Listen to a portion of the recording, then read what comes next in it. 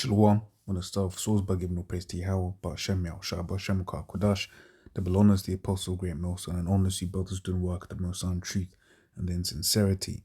Yahweh's real name of whom the world ignorantly calls God, Jehovah, or Yahweh. His real name is Yahweh. The son's true name is Yahweh Shai. And when we pray Yahweh, Ba Hashem, Yahweh Shai, Ba meaning in, Ha meaning that, and Sham meaning name. So Yahweh, the name of Yahweh Shai. This one is inspired by this video done here, titled "Profitable Unto Salvation," Spirit Wind Judah channel, right? And it's a nice, quick video, straight to the point. I'm speaking for myself. As a man, sometimes I lose perspective, of what the Lord hath given me, right? Hath given me, and sometimes in the flesh you may concentrate on the things that you don't have, right? But we can never lose sight of what we do have. I was just meditating after watching this video, right? And then the remembrance is we've got the most important thing, right? Of all the things that we do have, of all the things that we don't have, right? The most important thing that we do have is this truth, right? So I'm going to jump into the precepts real quick, see where the Spirit leads. But in fact, before that, just going into the dictionary, perspective, right? A particular way of considering something, right? We can let this flesh get the better of us and only consider the negative, right? But we mustn't ever forget, one, that the main reason we go through the things that we go through, right, is because ultimately, right, we sinned against the Lord, right? This is Micah 7:9. It says, "I will bear the indignation of Yahweh," right? So when we go through things, whatever it is, right, it is we have to bear it. When we read Sirach, the 2nd chapter, right, it says, "Prepare thy soul for temptation," right? It says, "Be cheerful when thou art brought to a lower state."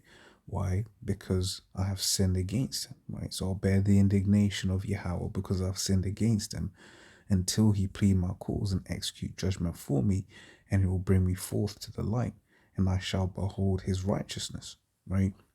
So we can never lose track of that. But going on, going back again into, the main thing that the Lord hath given us, if you take away everything from us, but leaves us with this truth, then really we're still up, right? Because Proverbs 8:11 says this, says, "For wisdom is better than rubies, and all the things that may be desired are not to be compared to it," right? And I'm just want to come back to that. Just something came to mind.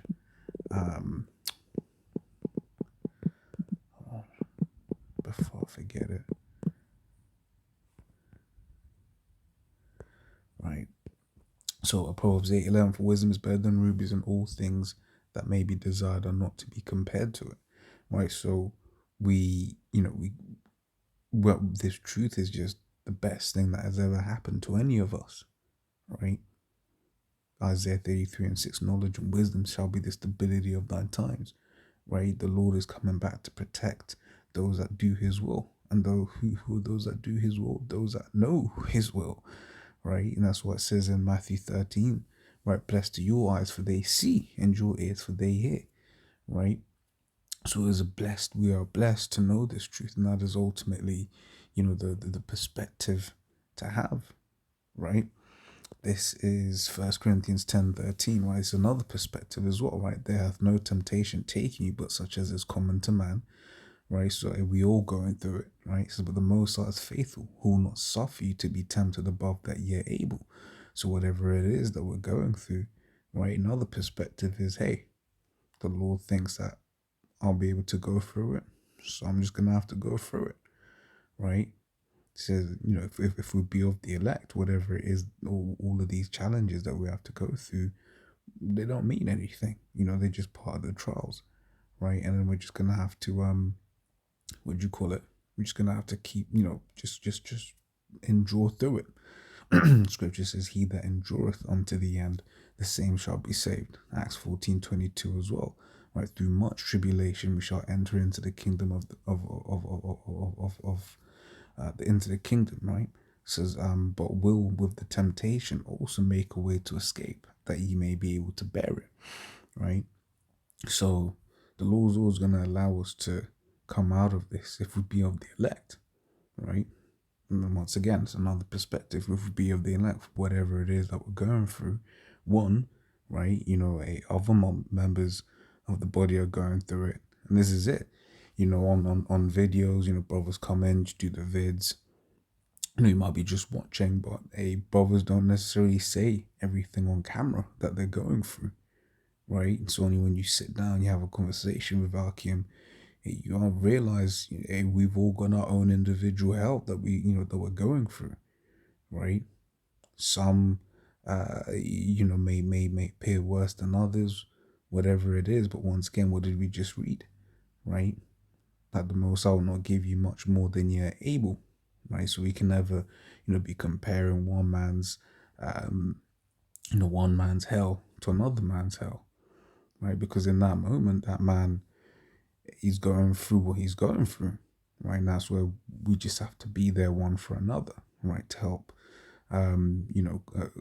comfort and exhort, right? Even things just like sending a precept, right? Because ultimately that's the comfort. These scriptures are the comforter, right? These scriptures are there to comfort us, right? And Yahweh Shai, is the ultimate comforter, right?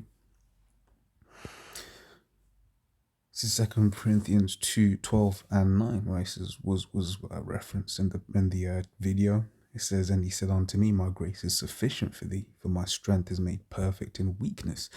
Right, most gladly, therefore, will I rather glory in my infirmities, that the power of Mashiach may rest upon me. And that's it. Right, my grace is sufficient for thee. Right, and what do we just read in Proverbs 8:11? Right, that there is nothing to be desired, that can be compared to this wisdom that we've been given. So that is a true saying. Right, and just to close it off on this, Matthew 6:11, give us this day our daily bread.